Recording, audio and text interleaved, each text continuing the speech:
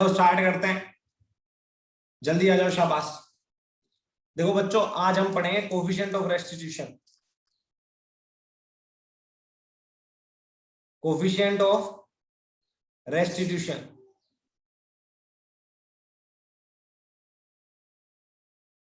ठीक है ना। हाँ, कोफिशिएंट ऑफ रेस्टिट्यूशन क्या होता है और इसके बारे में सभी चीजें, ठीक है। मैं एग्जांपल लेता हूं और मैं इलस्ट्रेशन लेता हूं। मान लो हमारे पास कोई मार्बल की सरफेस है, या मैं बोलूं कि मान लो ये कोई ग्रेनाइट की फर्श है, ठीक है ना, ग्रेनाइट की बनी हुई है।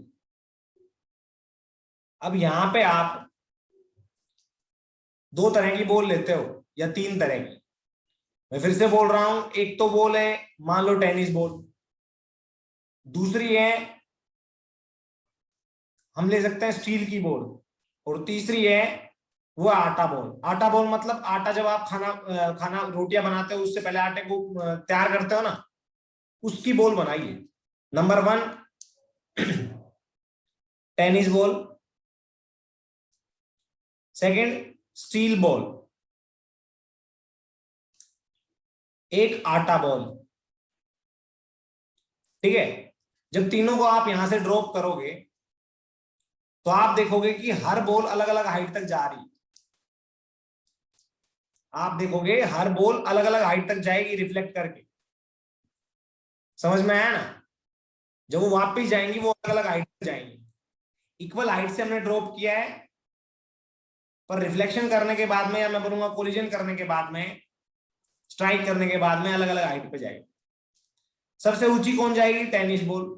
उसके बाद में थोड़ा बहुत हो सकता है स्टील बॉल, फिर उसके बाद में आटा बॉल, ठीक है। ये ग्रेनाइट की हमने फर्श डाली हुई है, फर्श की बात कर रहा हूं, ठीक है या नहीं। उसके बाद में दूसरी बात आती है कि सर ये तो बॉल के नेचर पे डिपेंड करता है। नहीं, मैं तुम्हें बोलूंगा ये बॉल के नेचर पे डिपेंड नहीं करता। कैसे? मान लो तुमने इस ग्रेनाइट वॉल पे ही आटा की एक लेयर चढ़ा दी, आटे की, रोटियां बनाने के लिए आटा तैयार किया जाता है ना, उसकी, ठीक है। अब ये आटे की लेयर है।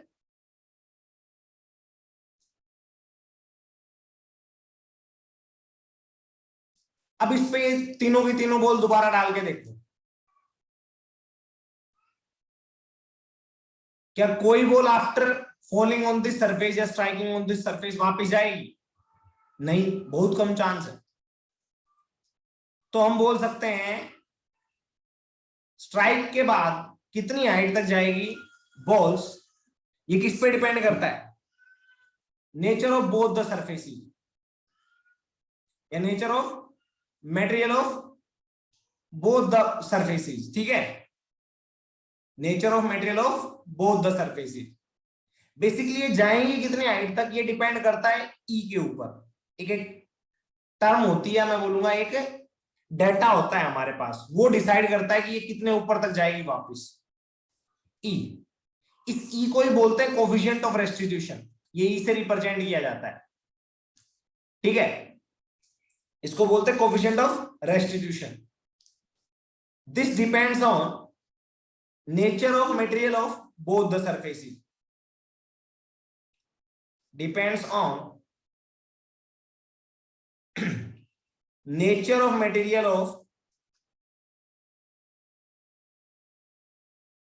material of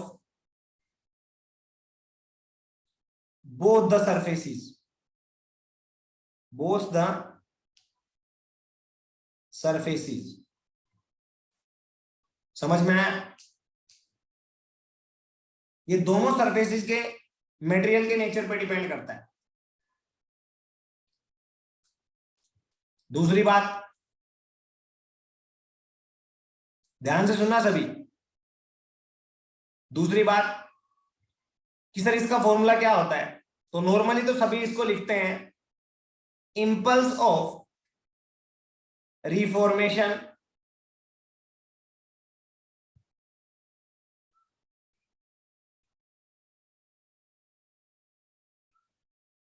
upon impulse of deformation.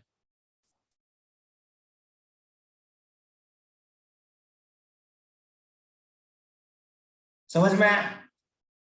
वो क्या, जब ये बॉल इस पे आके गिरेगी तो डिफॉर्म होगी, दोनों सरफेस थोड़ा थोड़ा, चाहिए फर्क हो पर ये negligibly small amount, infinite small amount की डिफॉर्मेशन होगी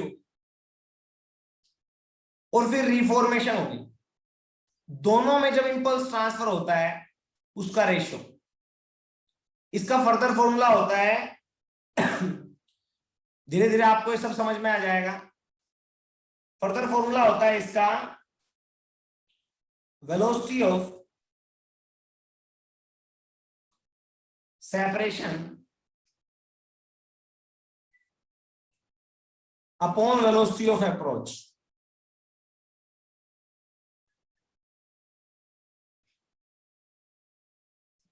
अब ये कहां से आ गया है भाई, तो ये देखते हैं।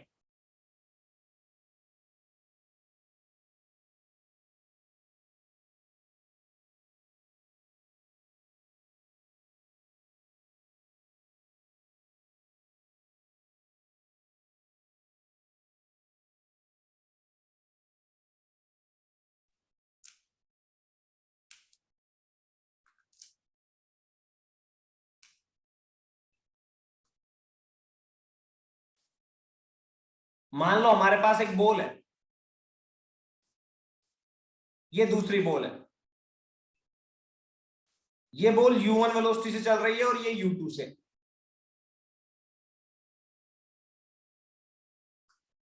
किससे? u2 से। कंडीशन ये है कि u1 is greater than u2, ठीक है ना? कंडीशन ये है कि u1 is greater than u2, तो पक्का ये कोलाइड करेंगे। कोलाइड करेंगे तो कुछ ऐसी सिचुएशन आएगी और फिर उसके बाद में इसकी वेलोसिटी आफ्टर कोलिजन v1 हो जाएगी, पीछे वाले की जिसकी वेलोसिटी u1 थी बिफोर कोलिजन, और इसकी जिसकी u2 थी बिफोर कोलिजन उसकी हो जाएगी v2।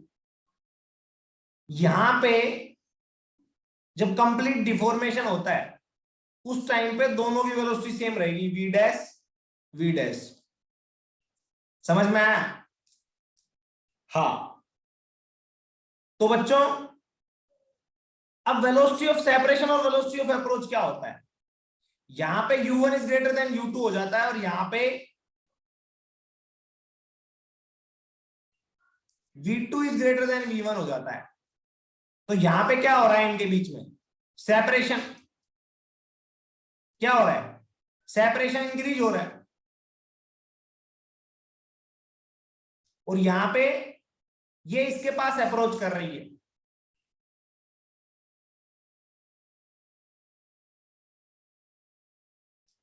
तो इनकी वेलोसिटी, रिलेटिव वेलोसिटी, किस वेलोसिटी से ये इसके पास अप्रोच कर रहा है? That is u1 minus u2। This is known as velocity of approach. अब यहां पे देखना, इसमें सेपरेशन इंक्रीज हो रहा है, तो ये किस वेलोसिटी से इससे दूर जा रहा है? v2 minus v1 is basically velocity of separation. समझ में आया? अरे आया नहीं आया? हमें पता है हमारे E की वैल्यू क्या होती है, velocity of separation upon velocity of approach. तो v2 minus v1 upon u1 minus u2। समझ में आया? आया क्या बच्चों? हाँ, अच्छी बात है। ये E क्या रहेगा हमेशा? Always positive. अब इसको मास से मल्टीप्लाई कर दो, मास से डिवाइड कर दो, तो आप देखो ये चेंज इन मोमेंटम आ गया, ये भी चेंज इन मोमेंटम आ गया। तो मैं आपको बोल सकता हूं कि चेंज इन मोमेंटम ही तो इंपल्स कहलाता है। तो impulse of reformation upon impulse of deformation हो गया। हो गया या नहीं हो गया? बस, तो फिर क्या दिक्कत है?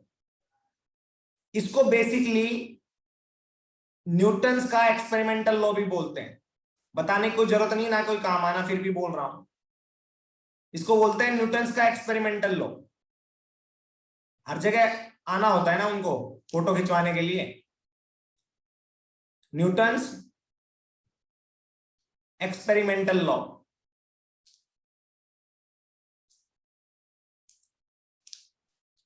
ठीक है। हाँ, तो बच्चों ये जो वेलोसिटी ऑफ अप्रोच और वेलोसिटी ऑफ सेपरेशन है, this is always along the line of impact. अब along the line of impact किसी को पता नहीं, तो उन चीजों को बताऊंगा फिर लिखवाऊंगा, है ना। अच्छी बात। मान लो हमारे पास एक बॉल ऐसे जा रही है u1 वेलोसिटी से, दूसरी ऐसे जा रही है u2 से। तो बच्चों जो ये डायरेक्शन हो जाती है,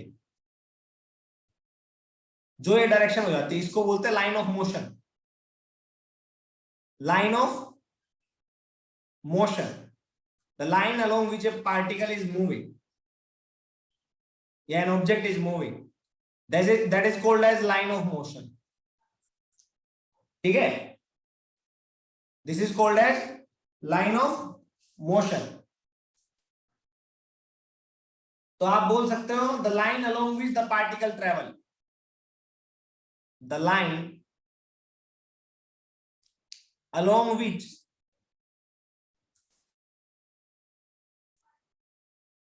the particle travel। समझ में आया। Second, line of impact. Line of impact क्या होता है बच्चों, ध्यान से देखना। मान लो ये कोलाइड कर जाती है, आगे चलती हुई ये कोलाइड कर गई,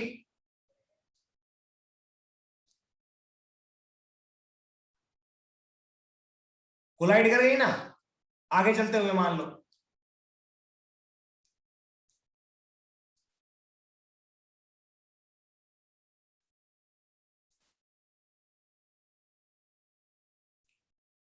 तो जब ये कोलाइड करेंगी तो कुछ सिचुएशन ऐसी होगी, ध्यान से देखना।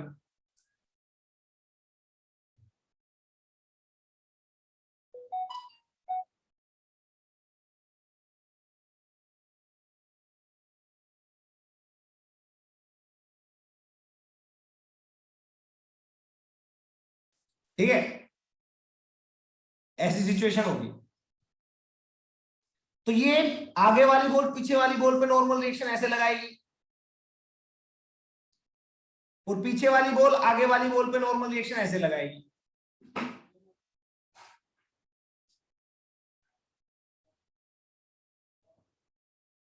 समझ में आया।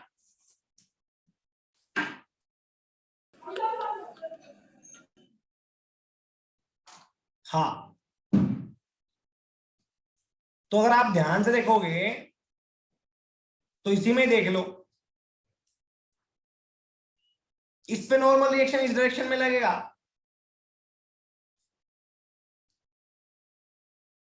किसी और कलर से रिप्रेजेंट करते हैं। इसमें नॉर्मल रिएक्शन इस डायरेक्शन में लगेगा और इस पे इस डायरेक्शन में। तो इसकी वेलोसिटी ज्यादा थी, नॉर्मल रिएक्शन इसकी क्या करेगा, वेलोसिटी को डिक्रीज। इसकी वेलोसिटी कम थी, तो इसकी वेलोसिटी को नॉर्मल रिएक्शन क्या करेगा, इंक्रीज। समझ में आया। अरे आया नहीं आया, बेस्ट। तो फिर क्या दिक्कत है भाई, फिर क्या दिक्कत है।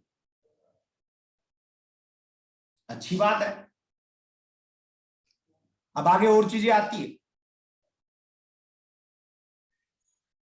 कि सर ये कोलाइड करती है, उस टाइम पे जो नॉर्मल रिएक्शन है एक दूसरे की, जिस लाइन के अलोंग पास करती है वो एक स्ट्रेट लाइन होती है। उस स्ट्रेट लाइन को बोलते हैं लाइन ऑफ इंपैक्ट, जिसके अलोंग एक दूसरे के ऊपर नॉर्मल रिएक्शन लगती है। ठीक है ना? हाँ, तो लाइन ऑफ इंपैक्ट की अगर आपको डेफिनेशन लिखनी है तो आप लिख सकते हो द लाइन अलोंग विच, लिखो शाबाश, द लाइन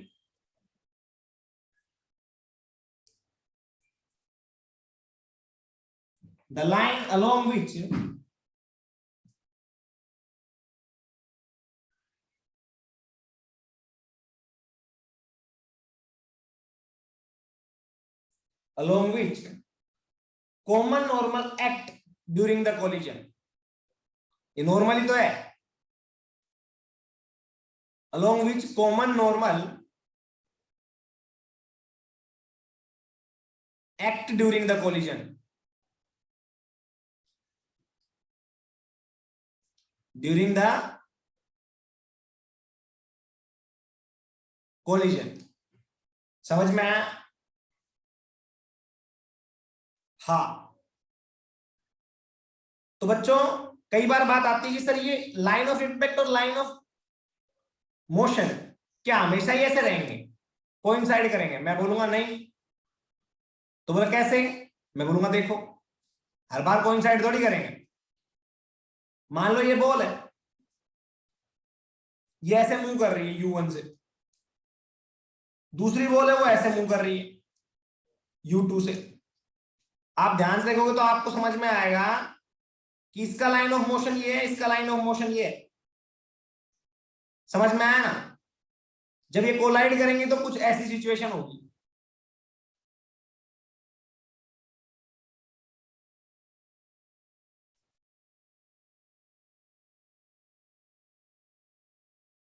समझ में आया? ये कोलाइड करेंगे तो सिचुएशन कुछ ऐसी होगी।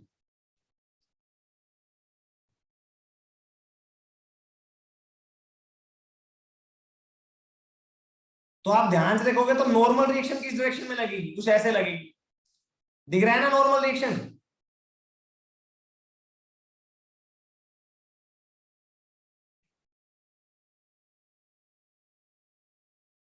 समझ में आया?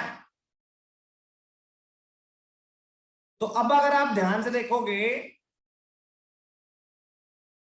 तो लाइन ऑफ इंपैक्ट ये हो जाएगा, और पार्टिकल मोमेंटम ट्रांसफर करेगा इस डायरेक्शन में। तो नेट वेलोसिटी इसकी ये और ये, तो नेट वेलोसिटी किसी भी डायरेक्शन में हो सकती है, इधर भी जा सकता है, इधर भी जा सकता है, या इधर भी जा सकता है, किधर भी। बट मेरे को ये बात क्लियर हो गई कि यहाँ पे लाइन ऑफ इंपैक्ट और लाइन ऑफ मोशन दोनों अलग अलग है। ये पार्टिकल इस डायरेक्शन में तो जाएंगे नहीं।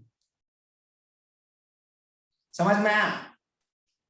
तो जरूरी नहीं है हर बार लाइन ऑफ इंपैक्ट और लाइन ऑफ मोशन है कोइंसाइड करे। तो बच्चे पूछते हैं सर फिर कब कोइंसाइड करते हैं और कब नहीं करते हैं? मैं बोलूंगा कि हमारे पास बेसिकली दो तरह के कोलिजन होते हैं। एक होता है हेड ऑन कोलिजन। क्या होता है? Head on collision.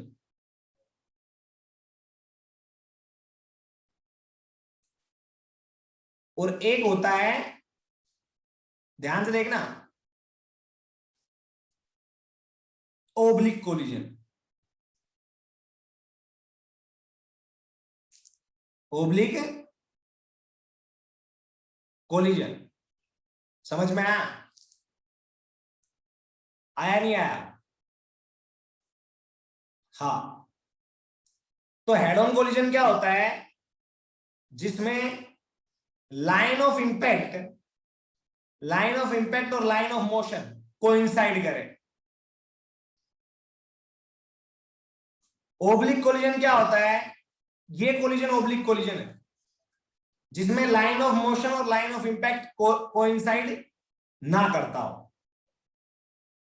ठीक है ना? तो आप लिख सकते हो head on collision is that collision in which line of impact coincide with line of motion. Oblique collision is that collision in which line of impact does not coincide with line of motion. समझ में आया? अच्छी बात है, समझ में आया हो तो, है ना? हाँ। उसके बाद में ध्यान से देखना,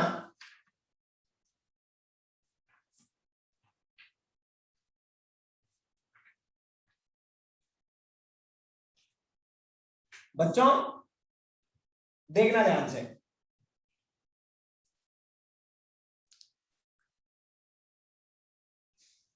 हाँ तो बच्चों आप आगे आ जाओ। देखो ये तो आपको ओब्लिक और हेड ऑन कोलिजन समझ में आ गया होगा। अब मैंने ई की वैल्यू बताई थी आपको, v2 minus v1 upon u1 minus u2। तो ये एक्चुअल वेलोसिटी u1 u2 और v1 v2 नहीं है। These are the basically velocity of approach and velocity of separation. तो आप ध्यान से देखोगे तो जब आप u1 u2 लिखोगे, u1 u2 लिखोगे जब आप, तो देखना ध्यान से, अगर ये एंगल थीटा आता है, ये एंगल थीटा आता है, ये भी थीटा आएगा, आए ना आए मान लो इसको थीटा 1 मान लो, इसको थीटा 2 मान लो, अब बताओ। ठीक है, तो u कोस थीटा 1 और u2 कोस थीटा 2।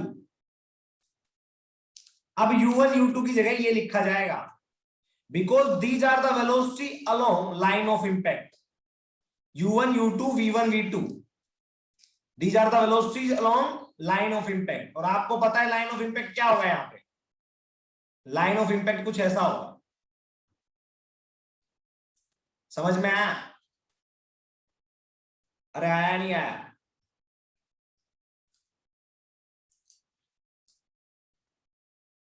समझ में आया ना?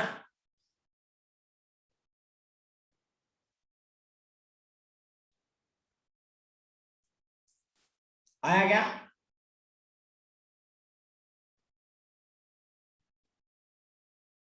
है भाई? अच्छी बात है, तो फिर क्या दिक्कत है?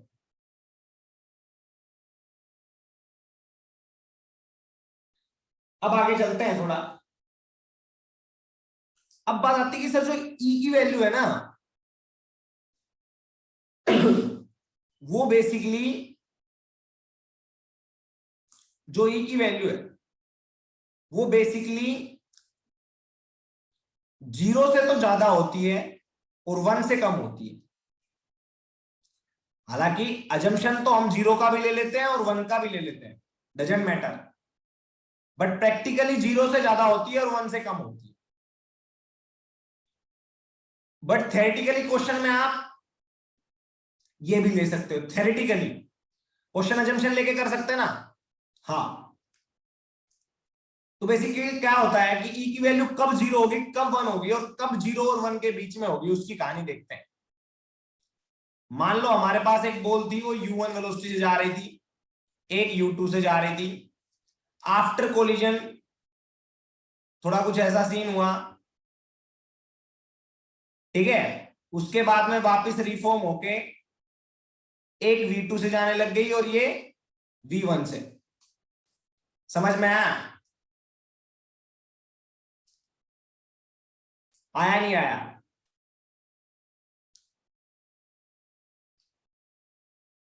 आया ना? हाँ।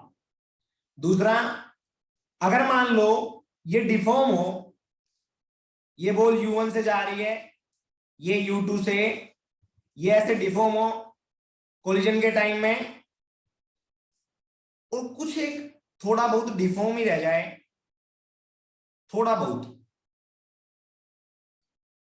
और फिर ऐसे जाए v1 से v2 से, ठीक है ना, तो कुछ डिफॉर्म रह गई, तो जो डिफॉर्मेशन में जो एनर्जी लॉस हुआ था वो रिफॉर्मेशन में गेन बराबर का नहीं हो पाया, तो कुछ एनर्जी लॉस हो जाता है। समझ में आया? मान लो ये u1 से जा रही है, ये u2 से, कोलिजन के टाइम थोड़ा सा ही डिफॉर्म हुई, दूसरी भी डिफॉर्म हो गई। मान लो अब ये रिफॉर्म हो ही नहीं पाई, ऐसे चिपकी हुई चली गई, ऐसे चिपकी हुई चली गई। समझ में आया? V1 is to V2। आया नहीं आया? तो यहां पे सबसे ज्यादा लॉस होता है, क्योंकि यहां पे जो डिफॉर्मेशन में एनर्जी लॉस हुआ वो रिफॉर्मेशन में गेन हो ही नहीं पाया। तो बच्चों जब रिफॉर्मेशन और डिफॉर्मेशन बराबर का हो जाए और अपने आप वापिस ऐसी शेप में बॉल चल पड़े, वहां पे ई की वैल्यू होती है हमेशा 1। ये किस केस में होता है? आइडियली तो कंप्लीट तो किसी में नहीं होता, पर हम बोल सकते हैं टेनिस बॉल में ये हमेशा होता है। टेनिस बॉल में। दूसरा, मान लो एक्सीडेंट होता है या नहीं होता?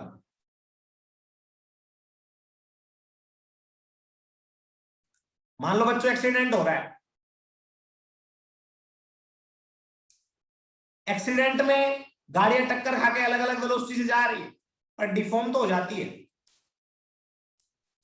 है ना? तीसरा, कई बार खतरनाक होता है ना, उसमें अंदर की अंदर भी रह जाती है गाड़ी, ट्रक के अंदर घुसी की घुसी। ठीक है, तो वो नहीं लेना आपने। तीसरा, आटा बोल ले लेते हैं। आटा बोल के केस में ये होगा, ठीक है? तो जो ये केस होता है इसमें ई की वैल्यू 0 हो जाती है। क्यों? क्योंकि यहां पे V2 और V1 बराबर हो जाते हैं। तो हम जानते हैं इफ V2 और V1 बराबर हो जाएंगे तो V2 माइनस V1 क्या हो जाएगा? 0। समझ में आया? हाँ, इस केस में V2 minus V1 equals to U1 minus U2 हो जाता है। क्यों? क्योंकि E की वैल्यू 1 है। तो हम बोल सकते हैं velocity of separation equals to velocity of approach होता है। समझ में आया?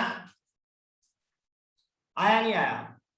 इसमें कंप्लीट रिफॉर्मेशन हो गया तो there is no loss of kinetic energy. इसमें थोड़ा सा रिफॉर्म हुआ है तो हम बोल देंगे some loss of kinetic energy.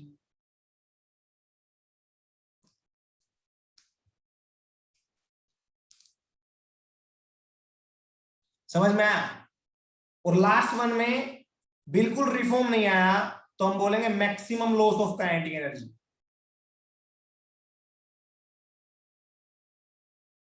समझ में आया? आया नहीं आया? हाँ, तो बच्चों जहां बिल्कुल लॉस ना हो उसको बोलते हैं इलास्टिक कोलिजन या perfectly elastic collision. Perfectly elastic collision, ठीक है ना? हाँ, इसको क्या बोलते हैं? इसको, इस वाले को देखते हैं पहले तो। जहां पे दोनों साथ चले जाएं सेम वेलोसिटी से उसको बोलते हैं परफेक्टली इन इलास्टिक कोलिजन।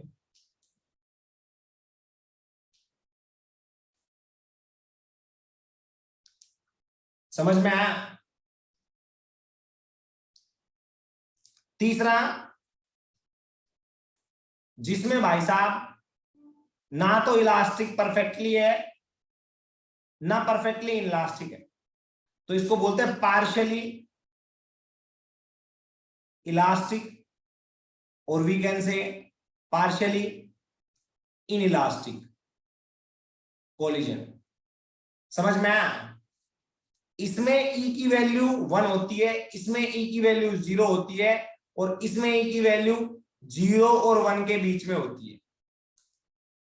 समझ में आया?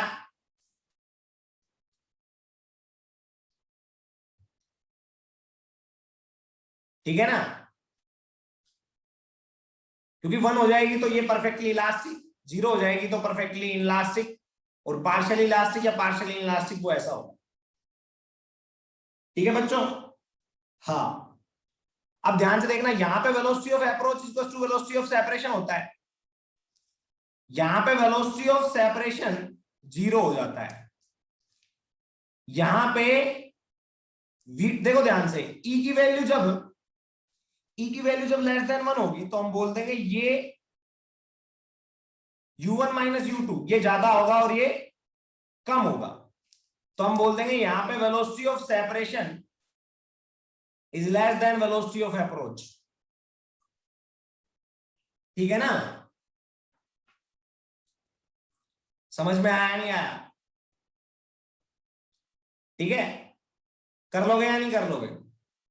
तो ये डिफरेंसेस है, आप लिख सकते हो खुद से, मेरे को करवाने की कोई जरूरत नहीं है। एग्जाम्पल दे दिया है, velocity of separation velocity of approach का डिफरेंस दे दिया है, ई की वैल्यू का डिफरेंस दे दिया है, काइनेटिक एनर्जी का डिफरेंस दे दिया है। टेबल बना लेना, लिख लेना डायग्राम बना के, नीचे टेबल बना लेना और डायग्राम बना के लिख लेना। ठीक है? डायग्राम बनाना, फिर टेबल बनाना, फिर लिख लेना। अब बच्चों थोड़ी चीजें आती है कि कोलिजन का मतलब, या मैं आपसे बोलूं कि E is equal to zero का मतलब क्या चिपकना होता है? नहीं, E is equal to zero का मतलब चिपकना नहीं होता। बच्चे इससे पहले कुछ चीज समझते हैं, जरूरी नहीं है पार्टिकल कोलाइड करे तभी कोलिजन हो, या टच करे तभी कोलिजन, बगैर टच किए भी कोलिजन हो सकता है। एग्जांपल रदरफोर्ड एक्सपेरिमेंट, समझाऊंगा, टेंशन मत लेना। तो पहली लाइन तो ये लिखना कि कोलिजन का मतलब टच होना जरूरी नहीं है, या कोलिजन के लिए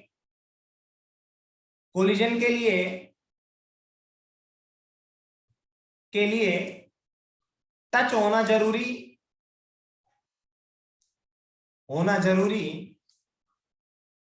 नहीं है। समझ में आया? कोलिजन के लिए टच होना जरूरी नहीं है, आगे ना। ठीक है, दूसरी बात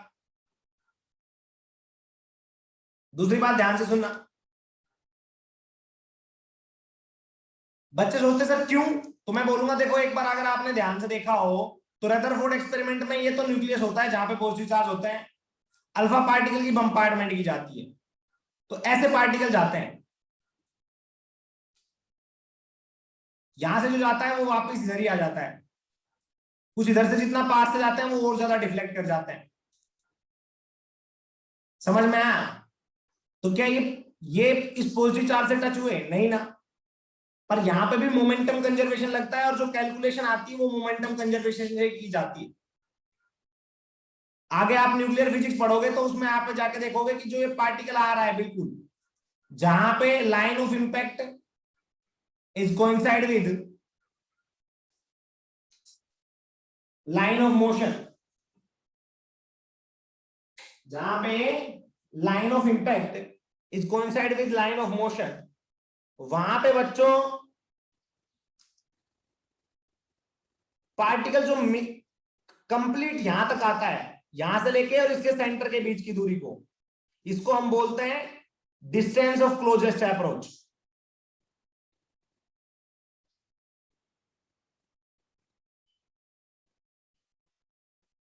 ये अभी वर्ड बता रहा हूं, न्यूक्लियर में पढ़ोगे आप जाके। ठीक है? और ये पार्टिकल मान लो ऐसे आ रहा है, तो लाइन ऑफ मोशन ये हो गई, तो इस पार्टिकल की लाइन ऑफ मोशन से परपेंडिकुलर दूरी सेंटर ऑफ न्यूक्लियस से, इसका लाइन ऑफ मोशन ये है, तो इसकी परपेंडिकुलर जो दूरी है सेंटर ऑफ न्यूक्लियस से, इसको बोलते हैं इंपैक्ट पैरामीटर। इंपैक्ट पैरामीटर, ये भी आप वहां पे पढ़ोगे। तो बेसिकली यहां पे टच नहीं हो रहे पर फिर भी कोलिजन हो रहा है। इलेक्ट्रोस्टैटिक में मैं कुछ ऐसे करवाऊंगा कि दो चार्ज पार्टिकल, एक Q1 होगा और एक Q2 होगा, ये U1 से जाएगा, ये U2 से, U1 is greater than U2 है, ये कभी भी टच नहीं करेंगे, पर इसके बीच, इन दोनों के बीच में एक क्लोजेस्ट दूरी आएगी, जो क्लोजेस्ट दूरी होगी वहां पे इन दोनों की वेलोसिटी सेम हो जाएगी, v dash equal to v dash. उसके बाद में ये अपनी अलग वेलोसिटी से चल देगा और ये अपनी अलग वेलोसिटी से चल देगा, ठीक है ना। हाँ, तो यहां पे भी टच नहीं होंगे, याद रखना। तो हम बोल सकते हैं कोलिजन के लिए टच होना जरूरी नहीं है। दूसरी बात, E is equals to 0 does not mean that particle are sticking together, या मैं बोलूंगा E is equals to 0 का मतलब पार्टिकल का आपस में चिपकना नहीं होता। E is equals to 0 का मतलब पार्टिकल का आपस में चिपकना नहीं होता। तो क्या होता है, मैं बोलूंगा E is equals to 0 है, तो हम बोल देंगे V2 माइनस V1 0 है, और अगर V2 माइनस V1 0 है तो हम बोल देंगे V2 इक्वल टू V1 होगा। समझ में आया?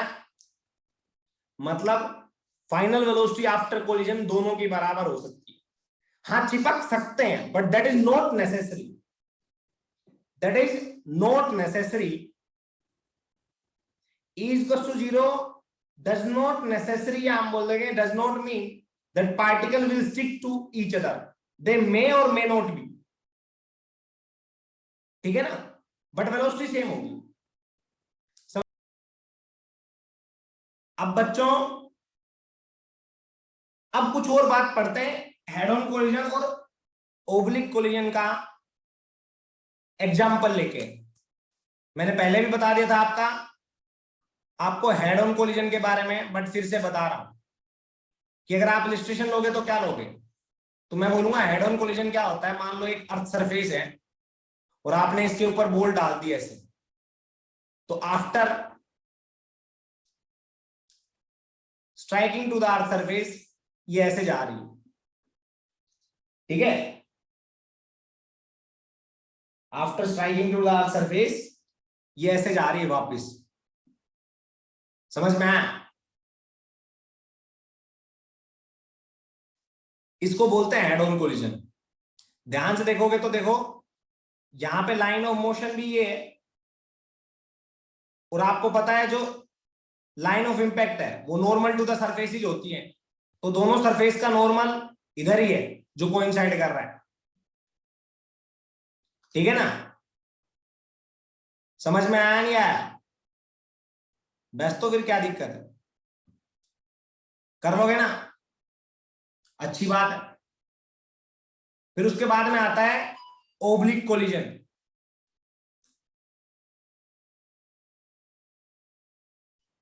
क्या आता है? Oblique collision.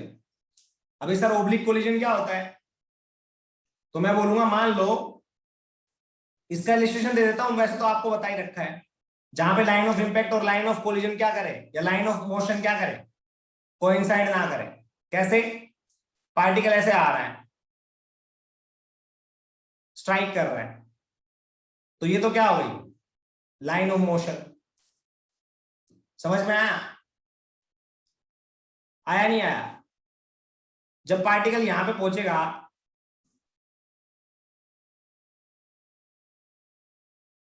है ना, तो एक दूसरे पे नॉर्मल रिएक्शन लगाएंगे ये लोग, तो अर्थ पे तो ऐसे लगेगी और बॉल पे ऐसे लगेगी,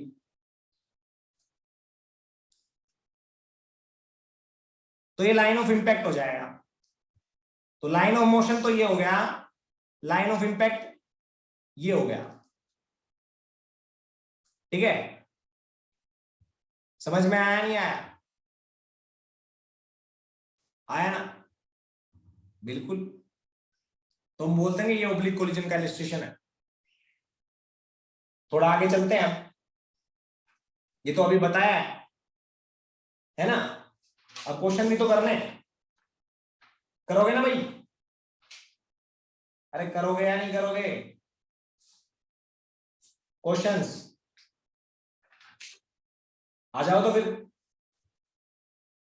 देखो बच्चों, पहले तो हेड ऑन कोलिजन का कर लेते हैं कुछ। आ जाओ, मान लो हमारे पास ये बुलडोजर ही मान लो या ट्रक मान लो, ये 10 मीटर पर सेकंड से इस डायरेक्शन में जा रहा है।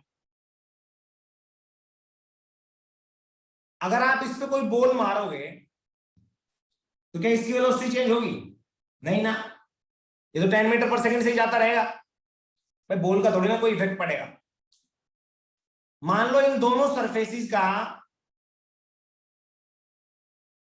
कोफिशिएंट ऑफ रेस्टिट्यूशन ई है वो 1/2, मतलब ये पार्शियली इनइलास्टिक कोलिजन होगा या पार्शियली इलास्टिक कोलिजन होगा। ना तो परफेक्ट ना तो इलास्टिक है, ना ही परफेक्ट इनइलास्टिक है ना। अच्छी बात, ये जो बॉल है 5 मीटर पर सेकंड से जा रही है, सरफेस के साथ कोलाइड करेगी, ठीक है। उसके बाद आफ्टर कोलिजन इसकी क्या वेलोसिटी होगी? तो आपको क्या लिखना है, फाइंड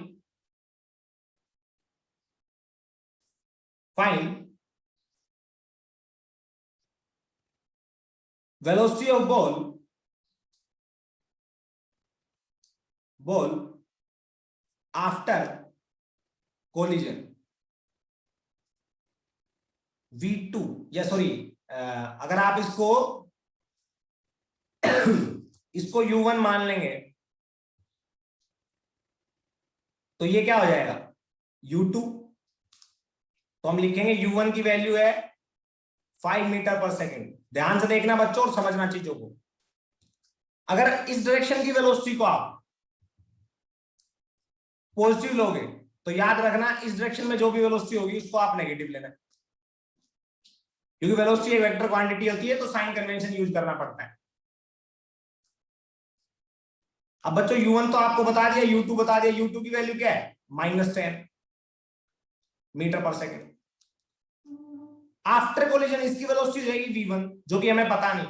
आफ्टर कोलिजन इस ट्रक की वेलोसिटी क्या रहेगी, हो जाएगी V2, वो भी कितनी रहेगी, -10, क्योंकि ये तो चेंज ही नहीं होगी। तो हमसे पूछा गया find velocity of ball after collision, मतलब V1 की वैल्यू पूछी गई। आ जाओ तो फिर, E equals to V2 minus V1 upon U1 plus U2, sorry U1 minus U2। Put करो और सोल्व करो। E की वैल्यू 1/2, V2 की वैल्यू क्या आएगी, -10, V2 की वैल्यू -10, V1 की वैल्यू नहीं पता। सेम कैसे, अरे मैं कह रहा हूं देख एक बार ध्यान से सोच एक बार, ये ट्रक है, ट्रक का मास कितना ज्यादा होता है, तो ये बॉल जब इस पर टकराएगी और वापस जाएगी तो ट्रक की वेलोसिटी में नेग्लिजिबल चेंज आएगा, क्योंकि ट्रक का मोमेंटम चेंज होगा, मोमेंटम चेंज होगा ना। तो मोमेंटम तो मान लो इसके बराबर ही होगा चेंज, बट वेलोसिटी में चेंज क्या आएगा, बहुत कम, क्योंकि मास इसका बहुत ज्यादा होगा। मास ज्यादा होगा तो वेलोसिटी में चेंज बहुत कम आएगा। अरे ये तो वो बात हो गई ना, मान ले बॉल का मास है mv, वेलोसिटी है v1, चेंज इन मोमेंटम ये आया, तो ट्रक का मास होगा mt, तो वेलोसिटी का चेंज क्या आएगा, मान लो v2 हो गई। तो अगर ये कम है तो ये ज्यादा होगी, ये ज्यादा है तो वेलोसिटी क्या होगी, बहुत कम होगी चेंज। समझ में आया ना। तो चेंज इन वेलोसिटी डिपेंड किस पे करता है, मास ज्यादा होगा तो सिंपल सी बात है वेलोसिटी कम चेंज होगी। तो बच्चों याद रखना, इसमें जो भी चीज पुट करोगे आप, ये किसके साथ पुट करोगे, साइन के साथ। तो जो आंसर आएगा वो भी क्या आएगा, साइन के साथ। देखना U1 की वैल्यू क्या है, +5 माइनस U2, सोल्व करोगे तो ध्यान से देखो, U2 की वैल्यू क्या है, -10, तो आप पुट कर दो माइनस का 10, तो 1/2 माइनस का 10 माइनस का V1 प्लस का 15, तो V1 की वैल्यू आ जाएगी माइनस का 17.5 मीटर पर सेकेंड। ठीक है ना, माइनस मतलब वेलोसिटी लेफ्ट डायरेक्शन में आएगी आफ्टर कोलिजन, पहली बात। ठीक है ना, हाँ, तो आप कर सकते हो ऐसा क्वेश्चन, कर सकते हो ना। ओके, एक और करके बताओ। ये तो था आपका हेड ऑन कोलिजन का इलस्ट्रेशन। अब एक ओब्लिक कोलिजन का और ले लेते हैं। मान लो आपके पास ये बहुत बड़ी सरफेस है या बहुत भारी सरफेस है,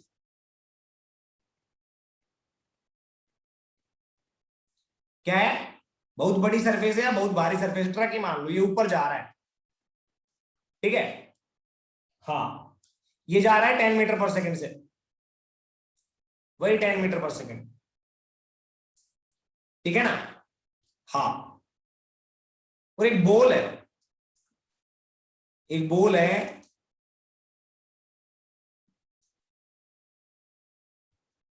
वो इसकी तरफ आ रही है 10 मीटर पर सेकंड से, वो भी। ठीक है ना, किससे, 10 मीटर पर सेकंड से। अब आप ध्यान से देखो,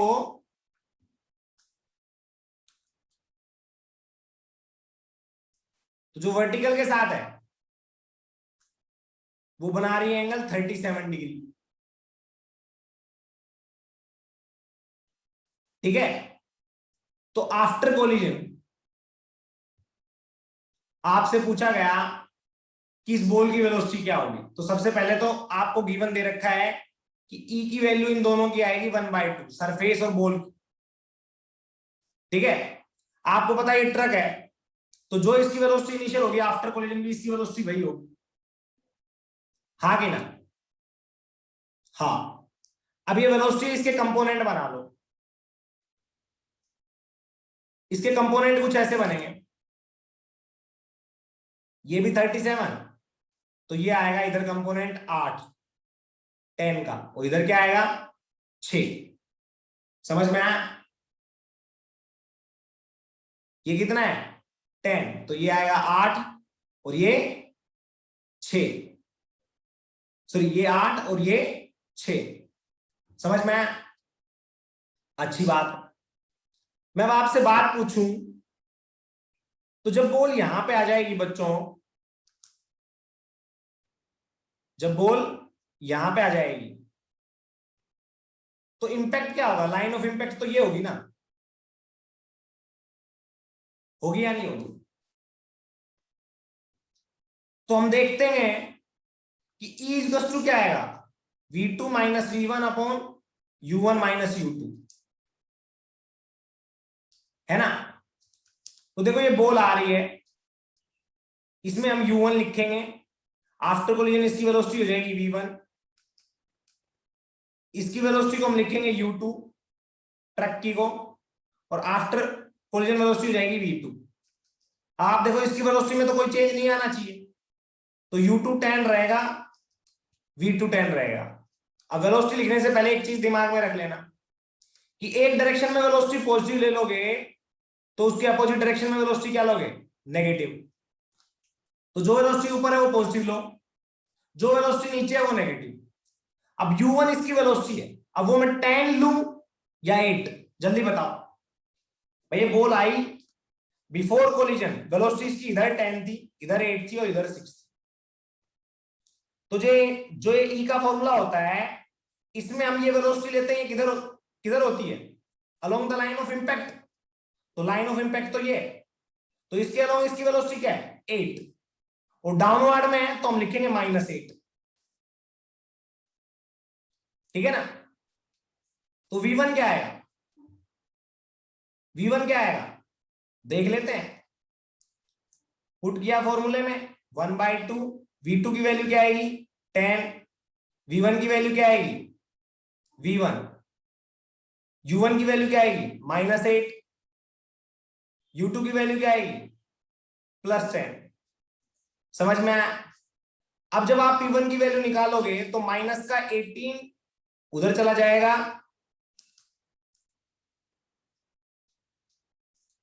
और ये आ जाएगा इधर आके 20 - 2 × v1 माइनस का 18, तो 2 × v1 इक्वल्स टू कितना हो जाएगा 38। तो v1 की वैल्यू हो जाएगी 19, यस करेक्ट, 19 मीटर पर सेकेंड। हो जाएगी या नहीं हो जाएगी? अब बच्चों 19 मीटर पर सेकेंड आफ्टर कोलिजन, ध्यान से देखना भाई, ये बॉल है, ये आफ्टर कोलिजन तो जाएगी ऐसे, तो बॉल की वेलोसिटी 19 मीटर पर सेकेंड वो ये आई है, ये आई है या ये आई है? 1 2 3 बताओ कौन सी आएगी? जल्दी बताओ कौन सा? एक्चुअल वेलोसिटी आई है या कंपोनेंट्स आए हैं? तो बच्चों जो ये वेलोसिटी होती है ये होती है हमेशा लाइन ऑफ इंपैक्ट के अलोंग। लाइन ऑफ इंपैक्ट ये है तो इस पार्टिकल का आफ्टर कोलिजन ये वेलोसिटी कंपोनेंट आएगा जो लाइन ऑफ इंपैक्ट के अलोंग। तो v1 की वैल्यू क्या है? v1 is basically vertical component of velocity of this particle, तो हम लिख देंगे vy = 90। बच्चों हॉरिजॉन्टल कंपोनेंट होता है वो अनचेंज रहता है, तो हम लिखेंगे vx = 6। तो after collision what is the velocity? Question is that find velocity of ball after collision. समझ में आया? आया नहीं आया? आया ना? हाँ, तो आफ्टर कोलिजन वेलोसिटी v है, तो v को आप लिखोगे √vy का स्क्वायर vx का स्क्वायर। सोल्व करोगे तो vy की वैल्यू आएगी 19, उसका स्क्वायर, हॉरिजॉन्टल कितनी है 6 का स्क्वायर, तो आ जाएगी नेट वेलोसिटी आफ्टर कोलिजन। समझ में आया? आया क्या बच्चों? अरे आया ना? हाँ, तो ऐसे क्वेश्चन आप कर सकते हो। समझ में आया? ओके, ठीक है, डन। अब आगे चलते हैं बच्चों, अब कुछ थोड़े और अच्छे क्वेश्चन पे आते हैं।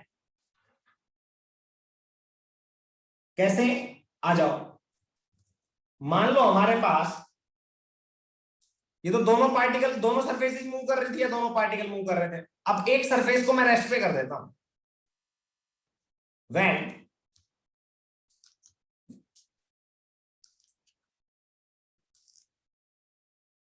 when surface is at rest, समझ में आया? बिल्कुल, तो आ जाओ फिर। ये अर्थ सरफेस है, ठीक है ना? हाँ, अच्छी बात है। अब इस पे मान लो कोई पार्टिकल है, वो वर्टिकली डाउनवर्ड गिर रहा है v0 वेलोसिटी से। किससे? v0 वेलोसिटी से। आया भैया, आया आया। सरफेस और बॉल के बीच में कोफिशिएंट ऑफ रेस्टिट्यूशन है E, ठीक है ना? कोफिशिएंट ऑफ रेस्टिट्यूशन है E। तो हम चेक करते हैं कि आफ्टर कोलिजन क्या वेलोसिटी होगी। क्वेश्चन ये find velocity of ball after collision. देखते हैं, E = v2 - v1 upon u1 - u2। तो हम u1 की वैल्यू निकालते हैं। u1 की वैल्यू क्या आएगी? फिर से बोला था ऊपर की वेलोसिटी पॉजिटिव लेना तो नीचे की नेगेटिव, साइन कन्वेंशन।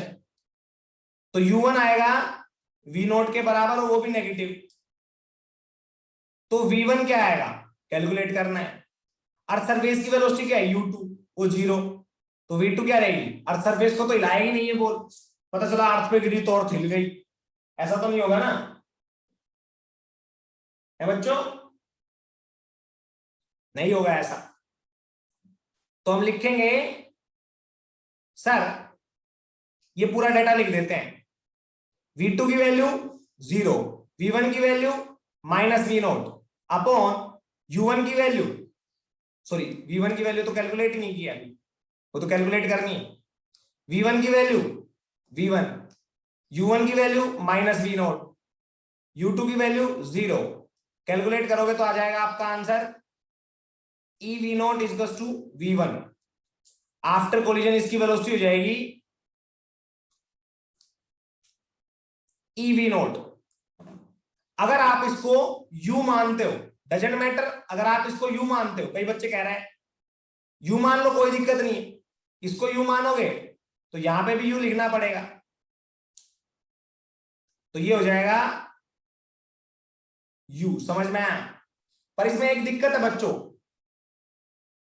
फिर आपको ये ध्यान नहीं रहता कि ये वर्टिकल केस में वेलोसिटी है वही लिखें या इंक्लाइन प्लेन पे ऐसा, ओब्लिक कोलिजन में भी आप U ही लिख दोगे, ओब्लिक कोलिजन में ये U होता है, फिर आपको ध्यान नहीं आएगा ये वर्टिकल कंपोनेंट, वर्टिकल कंपोनेंट लिखते हैं। इसलिए मैं बता रहा हूं आपको कि V नोट लिखोगे तो वो अच्छा रहेगा आपके लिए, क्योंकि आपको याद रहेगा, ठीक है ना, कि ये V नोट वर्टिकल कंपोनेंट है। वरना सभी बच्चे फिर ये वेलोसिटी U लिख देते हैं टेढ़े वाले केस में भी, ठीक है। तो आप इसको लिखो V नोट, तो ये माइनस V नोट, ये माइनस V नोट, तो ये क्या आ जाएगा EV नोट। वेलोसिटी हमारी क्या आई है, पॉजिटिव, पॉजिटिव आई है ना।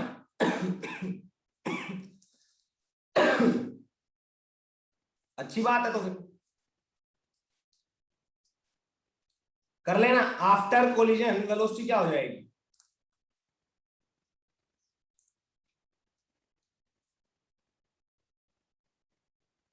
EV note. समझ में आया? आया क्या?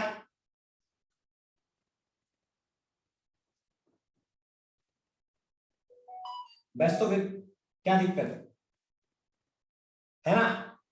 अब आ जाओ, एक और फॉर्मूला बनाते हैं ओब्लिक कोलिजन में क्या होगा। मान लो बच्चों ये हमारे पास अर्थ सरफेस है,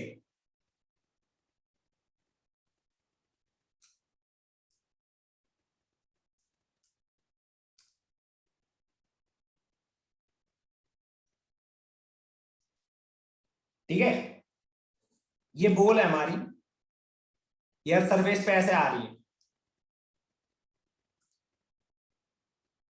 समझ में आया?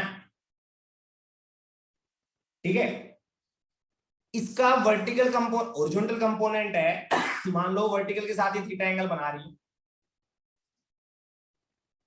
ठीक है। सरफेस और बॉल का कोफिशिएंट ऑफ फ्रिक्शन है E,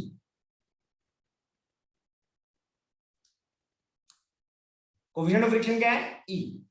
हॉरिजॉन्टल कंपोनेंट इसका Vx, वर्टिकल कंपोनेंट है Vy। आफ्टर कोलिजन आप देखोगे बॉल जब यहां पे आएगी तो हॉरिजॉन्टल कंपोनेंट क्या रहेगा, Vx ही रहेगा। वर्टिकल कंपोनेंट क्या है Vy। कोलिजन के बाद में जब ये जाएगी तो ऐसे जाएगी, जाएगी ना, हाँ। तो मैं बोल देता हूं ये U से आ रहा है तो आप लिखोगे इसको Ux, इस कंपोनेंट को क्या लिखोगे Ux, इस कंपोनेंट को लिख दोगे Uy। अब आफ्टर कोलिजन इसकी वेलोसिटी हो गई V, तो ये कंपोनेंट क्या रहेगा Vx, है ना, और ये क्या हो जाएगा Vy। हो जाएगा या नहीं हो जाएगा? हाँ, थोड़ा समझना चीजों को अभी,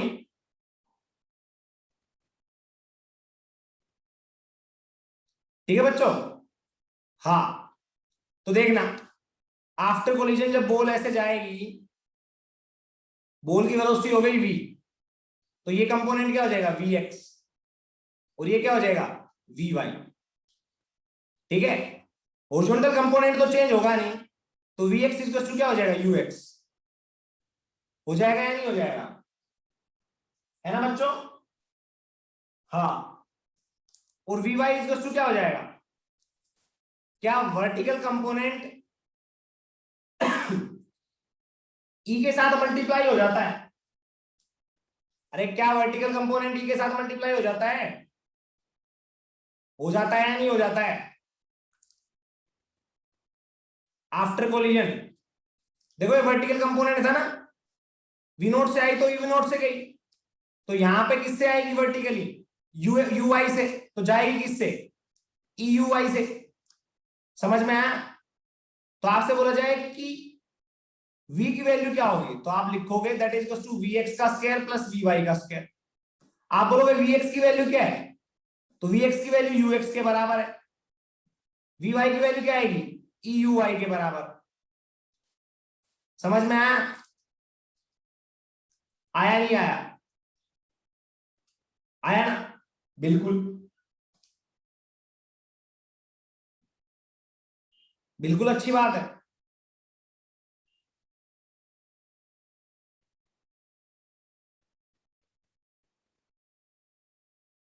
है ना? ठीक है, तो आप सीधा लिख दोगे कि जो वेलोसिटी होगी आफ्टर कोलिजन वो ये होगी, और उसका बिफोर कोलिजन के वेलोसिटी कंपोनेंट के साथ क्या रिलेशन होगा, वो ये होगा। समझ में आया? बिफोर कोलिजन की वेलोसिटी कंपोनेंट के साथ क्या रिलेशन होगा वो भी लिखवा दिया है मैंने आपको। ठीक है ना बच्चों? हाँ, आगे आ जाओ। देखो, मान लो आपके पास ऐसा एक इलस्ट्रेशन दे देता हूं, ट्राई करना है, अभी ट्राई करना है सभी ने मेरे सामने।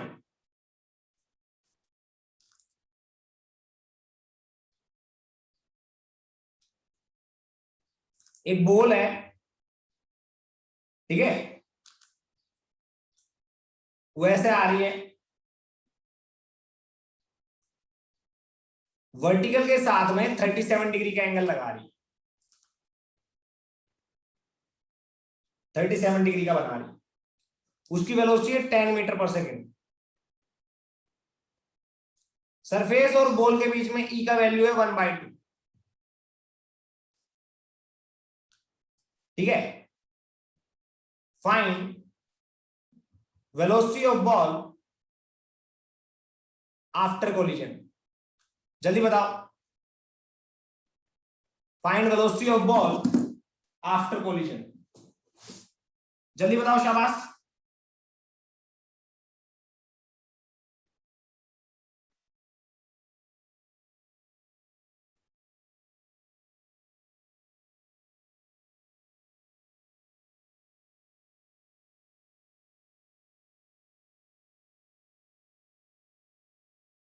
जल्दी आ जाओ, शाबाश।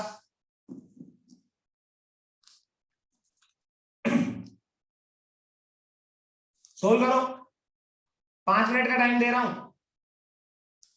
सही बच्चे ध्यान से देखेंगे। देखो, वैसे जनरली तो आप सीधा ही फॉर्मूला बना सकते हो, बना सकते हो या नहीं बना सकते हो,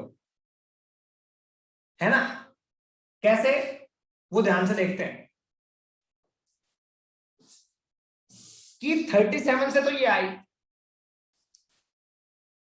तो ये भी 37 हो जाएगा, तो ये क्या हो जाएगा 8, ये क्या हो जाएगा 6। ठीक है ना? ध्यान से देखना, आफ्टर कोलिजन मान लो ऐसे जा रही है, तो हॉरिजॉन्टल तो वही रहेगा 6, वर्टिकल क्या हो जाएगा देखते हैं, वर्टिकल हो जाएगा ईवी नोट। इनिशियली अगर 8 थी तो ये हो जाएगी 8 इंटू 1/2। अरे हाँ कि ना, तो ये हो जाएगा 4, ये 4 हो जाएगा, ये 6 हो जाएगा। वैसे डायरेक्टली अगर आपको निकालना हो तो सीधा ही आप लिख सकते हो E U I plus you x का स्क्वायर, दोनों का स्क्वायर करके सीधा लिख दो, चाहे यू आई कितना है -8 इंटू 1/2 स्क्वायर करोगे प्लस ux कितना है 6, इसका स्क्वायर कर दो, आंसर डायरेक्ट आ जाएगा। पर फील अगर करवानी हो तो ये रहा, ये 4 और ये 6, तो ये आ जाएगा 4 का स्क्वायर प्लस 6 का स्क्वायर वेलोसिटी, ये हो जाएगी आपकी 16 प्लस 36,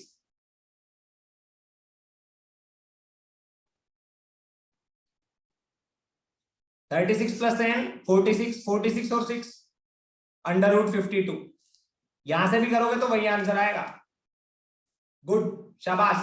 तुमने डायरेक्ट फॉर्मूला किया होगा, डायरेक्ट फॉर्मूला अप्लाई किया होगा तुमने, है ना? तो इससे भी कर सकते हो और इससे भी कर सकते हो, ठीक है? हाँ, तो ये तो थी अभी की क्लास। इवनिंग में दोबारा से क्लास लगेगी, ठीक है?